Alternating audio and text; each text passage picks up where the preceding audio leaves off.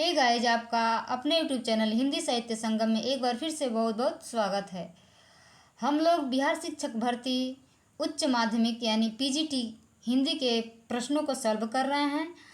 हम लोग 3 क्लास में हिंदी के जो 60 प्रश्न थे वो देख लिए हैं और उसको बहुत बारीकी से देखे हैं, एक एक ऑप्शन को देखे हैं, पढ़े हैं।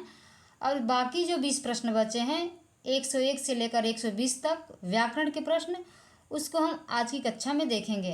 तो जो लोग उस क्लास को नहीं देखें जाकर देख लें, बहुत ही बेहतरीन है और आपके लिए बहुत ही फ़ायदेमंद रहेगी। चलिए तो देखते हैं बाकी के 20 प्रश्न।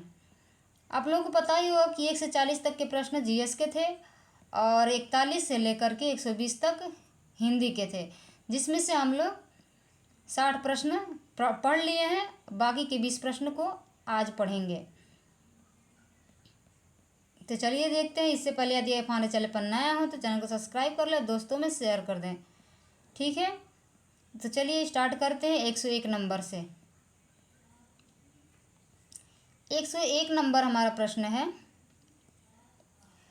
तद्धित प्रत्यय युक्त शब्द का चयन कीजिए। ऑप्शन ए खटिया खाट, ऑप्शन बी गायक गाना, ऑप्शन सी भुलक्कड़ भूलना, ऑप्शन डी उपरोक्त में से एक से अधिक, ऑप्शन ई उपरोक्त में से कोई नहीं।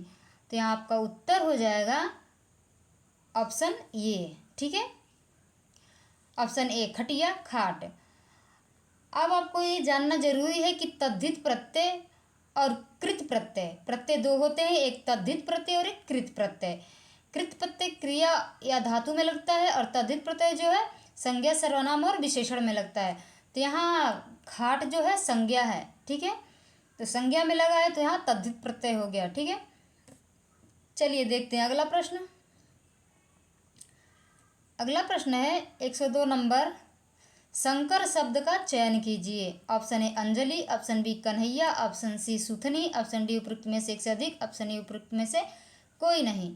तो शंकर शब्द यहाँ पे उत्तर हो जाएगा आपका ऑप्शन ई, ठीक है।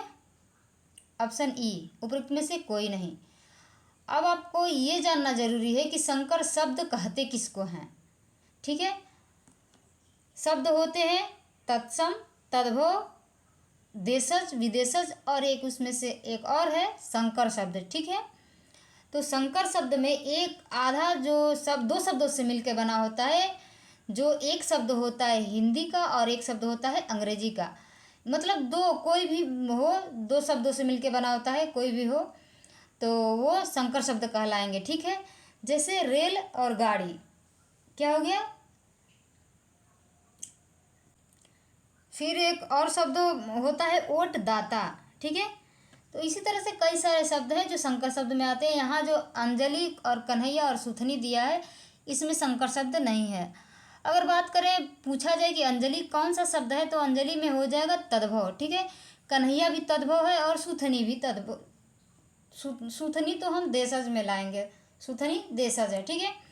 अगला प्रश्न देखते हैं 103 नंबर प्रश्न। 103 नंबर प्रश्न है, नमस्ते का संधि विच्छेद है। ऑप्शन ए नम धन न धन मस्ते, ऑप्शन बी नम धन अस्ते, ऑप्शन सी नम धन अस्ते, ऑप्शन डी उपरोक्त में से एक से अधिक, ऑप्शन ई उपरोक्त में से कोई नहीं। तो यहाँ आपका उत्तर हो जाएगा ऑप्शन ई, ठीक है। ऑप्शन ई उपरोक्त में से कोई नहीं। अगर आपको सही उत्तर जानना हो कि नमस्ते का संधि विच्छेद क्या होगा, तो नमस्ते का संधि विच्छेद होता है नमः धन ते, ठीक है। एक नमः हो गया, नमः धन ते, ठीक है, मिलके आपका नमस्ते हो जाएगा। अगला प्रश्न देखते हैं 104 नंबर, चयन शब्द में किस संधि की योजना है। ऑप्शन ए यण संधि, ऑप्शन बी अयादि संधि, ऑप्शन सी वृद्धि संधि, ऑप्शन डी उपरोक्त में से एक से अधिक, ऑप्शन ई उपरोक्त में से कोई नहीं। तो यहाँ आपका उत्तर हो जाएगा ऑप्शन बी, ठीक है, अयादि संधि। अयादि संधि में जब अ या आय आ जाए वहाँ पे अयादि संधि होता है, ठीक है। यण संधि में य व र होता है और वृद्धि संधि में ये वृद्ध लिखा है, वृद्ध सही नहीं है, वृद्ध में छोटी होगा, ठीक है। वृद्धि संधि में क्या होता है, 2 मात्रा ऊपर आय और अ होता है, उसे वृद्धि संधि कहते हैं, ठीक है। चलिए अगला प्रश्न देखते हैं 105 नंबर। 105 नंबर प्रश्न है, त्रिलोचन में किस समास की योजना है? ऑप्शन ए द्वंद्व समास, ऑप्शन बी कर्मधारय समास, ऑप्शन सी द्विगु समास, ऑप्शन डी उपयुक्त में से एक से अधिक, ऑप्शन ई उपयुक्त में से कोई नहीं। तो यहाँ आपका उत्तर हो जाएगा 105 में ऑप्शन ई, उपयुक्त में से कोई नहीं। क्योंकि द्वंद्व समास में दोनों शब्द प्रधान होते हैं, कर्मधारय में कर्म की प्रधानता होती है, द्विगु समास में क्या बोलते हैं, संख्यावाची शब्द मिलते हैं, लेकिन यहाँ पे ऐसी कोई बात नहीं है। ठीक है, त्रिलोचन में कौन सा समास है अगर आपको जानना है तो त्रिलोचन में बहुब्रीहि समास है। ठीक है, त्रिलोचन यानी भगवान शंकर की बात हो रही है। तो जब जिस समास में कोई भी पद यानी दोनों पद अप्रधान हो, कोई तीसरा पद प्रधान होता है, वहाँ पे क्या होता है, बहुब्रीहि समास होता है। तो यहाँ पे तीसरा ही पद प्रधान हो रहा है, त्रिलोचन यानी भगवान शिव की बात हो रही है। ठीक है, चलिए अगला प्रश्न देखते हैं। अब प्रश्न नंबर 106, संख्या में बस 11 बच्चे दौड़ रहे हैं में कौन सा पदबंध है? ऑप्शन ए संज्ञा पदबंध, ऑप्शन बी सर्वनाम पदबंध, ऑप्शन सी विशेषण पदबंध, ऑप्शन डी उपयुक्त में से एक से अधिक, ऑप्शन ई उपयुक्त में से कोई नहीं। तो आपका उत्तर हो जाएगा ऑप्शन सी विशेषण पदबंध। ठीक है, अगर पूछे कि विशेषण पदबंध में भी कौन सा विशेषण है, ये तो संख्यावाची, क्योंकि संख्या में बस 11, यहाँ 11 बच्चों को दर्शाया जा रहा है। ठीक है, यहाँ 11 बच्चों को दिखाया जा रहा है, तो आपका उत्तर हो जाएगा संख्यावाची विशेषण पदबंध। ठीक है, अगला प्रश्न देखते हैं 107 नंबर। 107 नंबर प्रश्न दिया है, इंटरनेशनल के लिए हिंदी की शुद्ध वर्तनी वाले शब्द का चयन कीजिए। ऑप्शन ए अंतर्राष्ट्रीय, ऑप्शन बी अंतर्राष्ट्रीय, ऑप्शन सी अंतर्राष्ट्रीय, ऑप्शन डी उपयुक्त में से एक से अधिक, ऑप्शन ई उपयुक्त में से कोई नहीं। तो यहाँ आपका उत्तर हो जाएगा ऑप्शन सी। ठीक है, अंतर्राष्ट्रीय।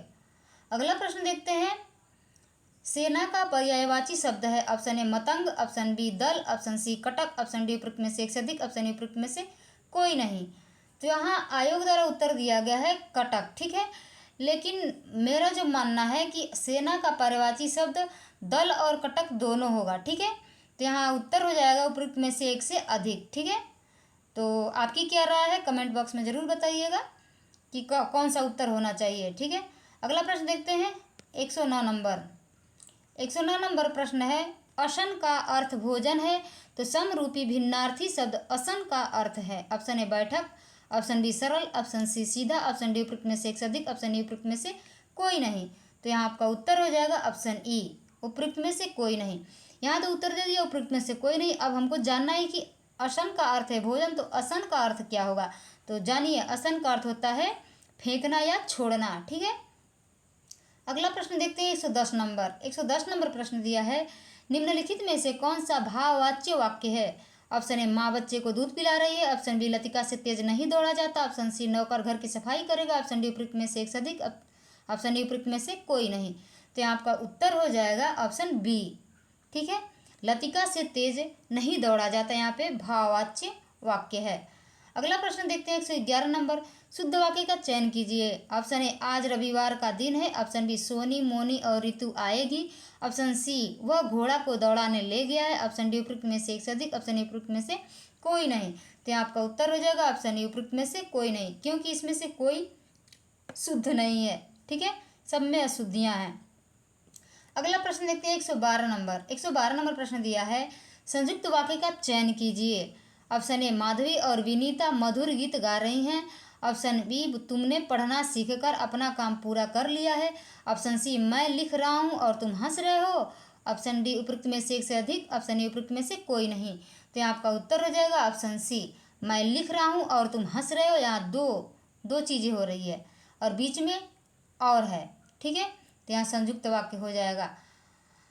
एक होता है संयुक्त वाक्य, एक होता है मिश्र वाक्य, एक होता है साधारण वाक्य। ठीक है, वाक्य 3 प्रकार के होते हैं। तो ये दोनों सरल वाक्य हो जाएंगे और ये हो गया संयुक्त वाक्य। मिश्र वाक्य एक दूसरे पर आश्रित होते हैं। ठीक है, अगला प्रश्न देखते हैं 113 नंबर। 113 नंबर प्रश्न दिया है, किस वाक्य में संयुक्त क्रिया का प्रयोग हुआ है? ऑप्शन ए तुम यहाँ आ जाओ, ऑप्शन बी वह घर जाता है, ऑप्शन सी वह सड़क पर क्यों खड़ा था, ऑप्शन डी उपयुक्त में से एक से अधिक, ऑप्शन ई उपयुक्त में से कोई नहीं। तो यहाँ आपका उत्तर हो जाएगा ऑप्शन ए, तुम यहाँ आ जाओ। अब यदि सोचोगे कि क्यों यहाँ ये वाला उत्तर सही है, तो यहाँ आ और जाओ। ठीक है, आना और जाना 2 क्रियाएं हो रही हैं। ठीक है, दो क्रिया हो रही हैं, इसीलिए यहाँ पे संयुक्त क्रिया हो जाएगी। अगला प्रश्न देखते हैं 114 नंबर। थाली का बैगन मुहावरे का अर्थ है। ऑप्शन ए सब्जी बनाने की तैयारी, ऑप्शन बी कटने की स्थिति, ऑप्शन सी अस्थिर विचार वाला, ऑप्शन डी उपयुक्त में से एक से अधिक, ऑप्शन ए उपयुक्त में से कोई नहीं। तो यहाँ आपका उत्तर हो जाएगा 114 का ऑप्शन सी, अस्थिर विचार वाला। ठीक है, अगला प्रश्न देखते हैं 115 नंबर। 115 नंबर प्रश्न दिया है, लोकोक्ति प्रयोग में किसका परिवर्तन नहीं होता है। ऑप्शन ए लिंग, ऑप्शन बी वचन, ऑप्शन सी क्रिया, ऑप्शन डी उपयुक्त में से एक से अधिक, ऑप्शन ए उपयुक्त में से कोई नहीं। तो यहाँ आपका उत्तर हो जाएगा ऑप्शन ई, उपयुक्त में से कोई नहीं। लोकोक्ति प्रयोग में किसका परिवर्तन नहीं होता, उपयुक्त में से कोई नहीं, क्योंकि यहाँ होता तब ये तीनों आते। ठीक है, अगला प्रश्न देखते हैं। अब प्रश्न नंबर 116।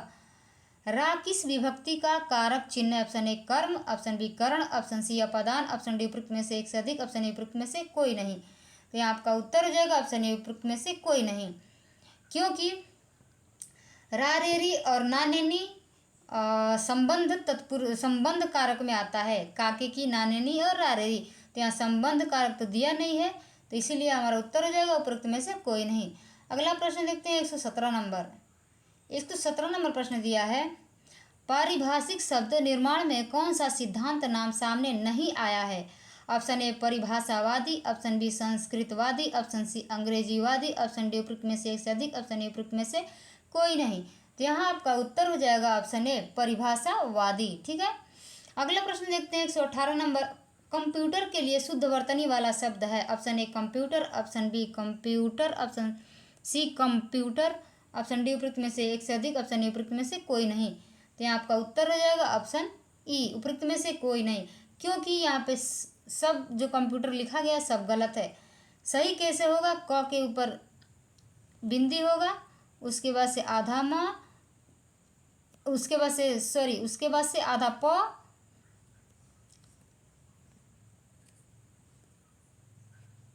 क के ऊपर अंक की मात्रा, फिर आधा प, फिर य में बड़ा उ, फिर ट और र, ऐसे होगा। ठीक है, अगला प्रश्न देखते हैं 119 नंबर।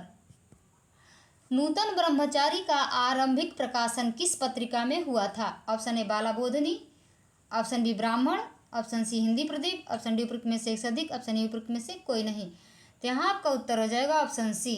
ठीक है, हिंदी प्रदीप, क्योंकि नूतन ब्रह्मचारी जो है ये उपन्यास है, और किसका है, बालकृष्ण भट्ट का। ठीक है, और इन्होंने हिंदी प्रदीप पत्रिका के मतलब संपादक भी रहे हैं, और इन्होंने जो नूतन ब्रह्मचारी उपन्यास लिखा है वो 1886 में प्रकाशित हुई थी। ठीक है, तो यहाँ पे आपका उत्तर हो जाएगा हिंदी प्रदीप। अगला प्रश्न देखते हैं 120 नंबर एंड लास्ट क्वेश्चन है, हिंदी की महाप्राणीकरण संधि है। ऑप्शन ए दुर्बल, ऑप्शन बी निषेध, ऑप्शन सी कभी, ऑप्शन डी उपयुक्त में से एक से अधिक, ऑप्शन ए उपयुक्त में से कोई नहीं। तो यहाँ आपका उत्तर हो जाएगा ऑप्शन सी कभी, क्योंकि यहाँ पे पूछ रहा है महाप्राण ध्वनि। तो महाप्राण ध्वनियाँ कौन कौन सी होती हैं, महाप्राण ध्वनियाँ होती हैं 2 और 4, यानी हर वर्ग का दूसरा और चौथा। ठीक है, उसके बाद से उष्म, तो यहाँ पे दिया है भ। ठीक है, भ दिखाई दे रहा है ना, तो इसीलिए यहाँ पे आपका उत्तर हो जाएगा कभी, महाप्राणी संधि है। तो हम अपनी तरफ से पूरी कोशिश की है आपके सामने हर एक ऑप्शन को डिटेल में रखने का। मेरा ये प्रयास आपको कैसा लगा आप कमेंट करके ज़रूर बताइएगा। तो इस तरह से हम लोग टीजीटी और पीजीटी यानी माध्यमिक स्तर और उच्च माध्यमिक स्तर दोनों का प्रश्न 80 जो प्रश्न थे हिंदी के हम लोगों ने सॉल्व कर लिया है, और एक एक प्रश्न को बहुत बारीकी से देखे हैं। तो इसको आप लोग ज़रूर देखिएगा, क्योंकि ये जो प्रश्न है ना आगे चल के हमको बहुत काम आने वाले हैं। अगली परीक्षा हमारी होने वाली है 2-2.5 महीने के अंदर, और तैयारी करने का बहुत ही कम समय है। तो आप समय को न गंवाएं और अपनी तैयारी को बेहतरीन बनाएं। ठीक है, तो मिलते हैं एक और नए वीडियो के साथ, तब तक के लिए धन्यवाद।